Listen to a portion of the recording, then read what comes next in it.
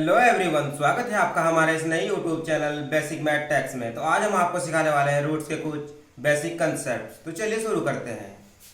अब दोस्तों हमारे पास है 2 plus root two, 3 plus root three. इसमें है हमारे पास ब्रैकेट। ब्रैकेट का मतलब होता है मल्टीप्लाई। तो पहले हम करेंगे 2 की रूट थ्री थ्री के साथ मल्टीप्लाई, फिर 2 की हम करेंगे रूट थ्री के साथ मल्टीप्लाई। अब 2 की 3 के साथ मल्टीप्लाई होगी तो ये होगा हमारे पास 2 3 जा 6। अब हम करेंगे 2 की रूट थ्री के साथ मल्टीप्लाई, इसके सामने है प्लस तो यहाँ लगाएंगे हम प्लस। अब 2 की रूट थ्री के साथ मल्टीप्लाई होगी तो 2 होगा बाहर और रूट थ्री होगा अंदर। अब हम करेंगे रूट टू की मल्टीप्लाई, पहले करेंगे 3 के साथ, फिर रूट टू की होगी रूट थ्री के साथ मल्टीप्लाई, इसके सामने है प्लस तो यहाँ लगाएंगे हम प्लस का साइन। अब 2 की रूट थ्री के साथ मल्टीप्लाई होगी तो 3 होगा बाहर और रूट टू होगा अंदर। अब रूट टू की हम करेंगे रूट थ्री के साथ मल्टीप्लाई तो ये होगा दोस्तों, ये भी रूट के अंदर है और ये भी रूट के अंदर है। अब रूट की रूट के साथ मल्टीप्लाई होगी तो ये होगा 2 3 जा 6 और ये लिखेंगे हम रूट के अंदर। दोस्तों यही इसका आंसर होगा। तो आशा करते हैं आपको ये एग्जाम्पल समझ में आ गया होगा। देखते हैं इसी तरह का एक और नेक्स्ट एग्जाम्पल। दोस्तों जैसे हमारे पास क्वेश्चन है root five plus root two, root five plus root two. अब इसका मतलब इसमें ब्रैकेट है तो यहाँ होगी मल्टीप्लाई। पहले रूट फाइव की हम करेंगे रूट फाइव के साथ मल्टीप्लाई और रूट फाइव की फिर होगी रूट टू के साथ मल्टीप्लाई। इसी तरह से हमारे पास रूट टू है तो रूट टू की करेंगे पहले रूट फाइव के साथ मल्टीप्लाई और रूट टू की फिर होगी रूट टू के साथ मल्टीप्लाई। अब दोस्तों जब भी रूट के अंदर कोई सेम टर्म्स होती है, जिस तरह से ये रूट टू है और ये हमारे पास है रूट टू, अब रूट टू की रूट टू के साथ मल्टीप्लाई होगी तो ये आएगा हमारे पास सिर्फ टू। अब ऐसा क्यों होता है दोस्तों, क्योंकि जब हम रूट टू और रूट टू की मल्टीप्लाई करेंगे तो इसका होगा स्क्वायर।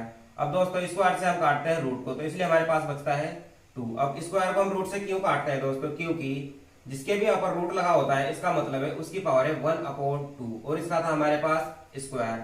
अब दोस्तों ये 2 होगा 1 के साथ मल्टीप्लाई तो ये होगा हमारे पास 2 1 जा 2 और अपॉन में था इसके 2। अब दोस्तों 2 से 2 को कैंसिल करेंगे तो हमारे पास सिर्फ बचेगा 2। इसलिए दोस्तों जब भी सेम टर्म्स होती है रूट के अंदर तो उनको सिंपल टर्म में लिख देते हैं हम 2। अब इसी तरह से दोस्तों जब हम इनको प्लस करते हैं, अब जैसे हमारे पास है root two plus root two. अब दोस्तों जिस तरह से हम करते हैं x प्लस एक्स होता है हमारे पास 2x, इसी तरह से दोस्तों हम इनको भी प्लस करेंगे।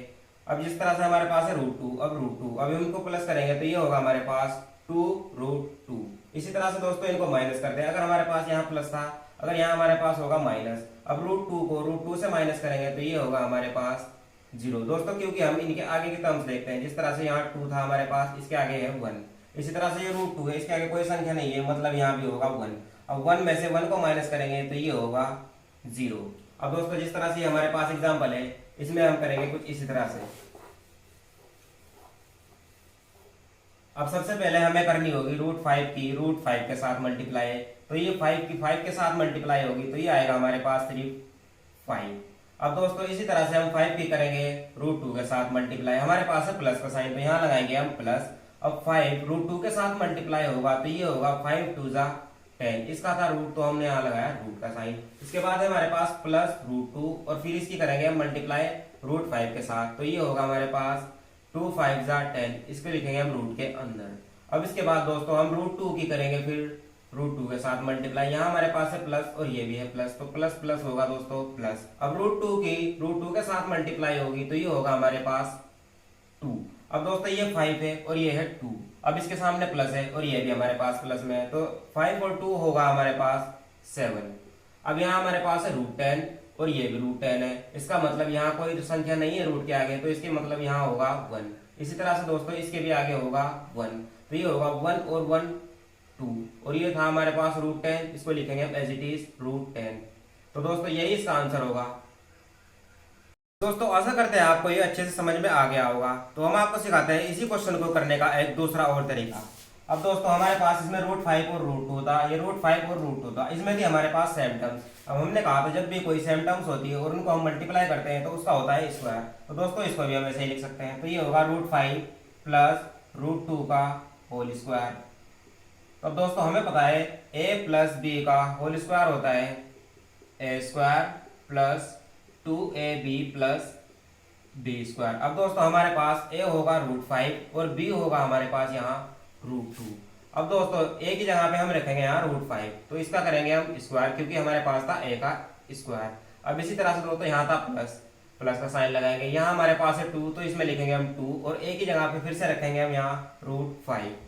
और इसके बाद है हमारे पास बी, तो बी की जगह पे हम रखेंगे √2। अब ये इसके साथ कोई साइन नहीं है, मतलब यहाँ होगा मल्टीप्लाई, तो बी की जगह पे होगा √2 प्लस फिर है बी का स्क्वायर, मतलब ये होगा √2 का स्क्वायर। अब स्क्वायर से दोस्तों √2 कैंसिल करेंगे तो हमारे पास बचेगा सिर्फ 5।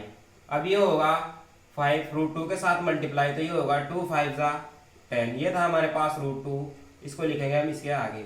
इसके बाद था प्लस का साइन, अब √2 से दोस्तों स्क्वायर कैंसिल होगा, तो ये होगा हमारे पास सिर्फ 2। और 5 की जब 2 के साथ प्लस करेंगे तो ये होगा हमारे पास 7 प्लस 2√10, तो यही इसका आंसर होगा। आशा करते हैं दोस्तों आपको इस क्वेश्चन को करने के दोनों मेथड समझ में आ गए होंगे। तो चलिए अब देखते हैं एक नेक्स्ट एग्जांपल और। तो जैसे हमारे पास क्वेश्चन है 3 + √3 3 - √3, इसमें है ब्रैकेट, तो इसकी भी होगी मल्टीप्लाई। अब दोस्तों इस क्वेश्चन को करने के भी हमारे पास दो तरीके हैं, या तो आप आइडेंटिटी लगा कर सकते हैं या फिर इसको कर सकते हैं मल्टीप्लाई करके। दोस्तों सबसे पहले करते हैं मल्टीप्लाई मेथड से। तो पहले हम करेंगे 3 की 3 के साथ मल्टीप्लाई, फिर करेंगे हम 3 की √3 के साथ मल्टीप्लाई। तो 3 की 3 के साथ मल्टीप्लाई होगी, तो ये होगा हमारे पास 3 3 9। फिर हमारे पास है माइनस का साइन, फिर लगाएंगे हम यहाँ माइनस। अब 3 की होगी √3 के साथ मल्टीप्लाई, तो 3 आएगा बाहर और ये √3 होगा इसके अंदर। अब दोस्तों हमारे पास है प्लस का साइन, √3 की मल्टीप्लाई करेंगे पहले हम 3 के साथ, फिर √3 की मल्टीप्लाई होगी √3 के साथ, इसके सामने है प्लस, तो यहाँ लगाएंगे हम प्लस, और इसके साथ मल्टीप्लाई करेंगे तो ये होगा 3 और √3 होगा इसके अंदर। अब इसी तरह से दोस्तों ये प्लस में और ये है हमारे पास माइनस में। अब प्लस माइनस होगा माइनस, अब √3 के साथ मल्टीप्लाई होगी। अब दोस्तों ये है सेम टर्म्स, अब जब भी सेम टर्म मल्टीप्लाई होती है तो उसको हम सिंपल लिखते हैं, ये होगा 3। अब दोस्तों ये हमारे पास -3 √3 और ये है +3 √3। अब दोस्तों इसके सामने है 3, इसी के भी सामने है 3, तो 3 में से 3 को माइनस करेंगे तो ये होगा हमारे पास 0। अब ये 9 है और ये है -3, तो इसको लिखेंगे हम 9 - 3। तो 9 में से 3 को माइनस करेंगे तो ये आएगा हमारे पास 6। अब दोस्तों इसको क्वेश्चन को करने के हम दूसरे तरीका भी लगा सकते हैं, जैसे ये हमारे पास है 3 + √3, ये है हमारे पास 3 - √3, तो इसको लिख सकते हैं हम a + b और ये होगा a - b। तो इसकी आइडेंटिटी होती है a² - b², मतलब a है हमारे पास यहाँ 3 और b है √3। तो अब हम इसको इस तरह से लिखेंगे, तो इसका मतलब यहाँ होगा a मतलब 3 का स्क्वायर और b मतलब है √3 का स्क्वायर। अब 3 का स्क्वायर मतलब 3 की 2 बार मल्टीप्लाई होगी, मतलब इस तरह से 3 × 3, तो ये होगा 9, तो इसका मतलब इसको लिखेंगे हम 9। अब √3 ये दोस्तों इसका स्क्वायर है, तो ये स्क्वायर कटेगा तो ये बचेगा सिर्फ हमारे पास 3। अब 9 में से 3 को माइनस करेंगे तो ये होगा हमारे पास 6।